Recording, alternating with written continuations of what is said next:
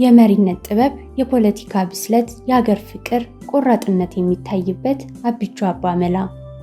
ሰውየው ሲጀምር በሀገር ፍቅር የሚጠረጠር ሰው አይደለም፣ ምክንያቱም ወታደር ነውና።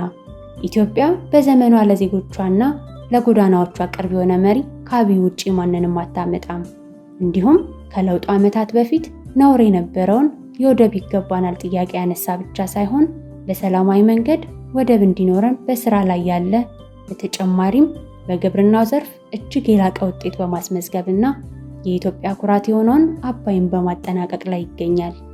ታዲያ ዶክተር አብይን ነው አይችልም የምትሉኝ? ለነገሩ ድኩማኖች ናቸው።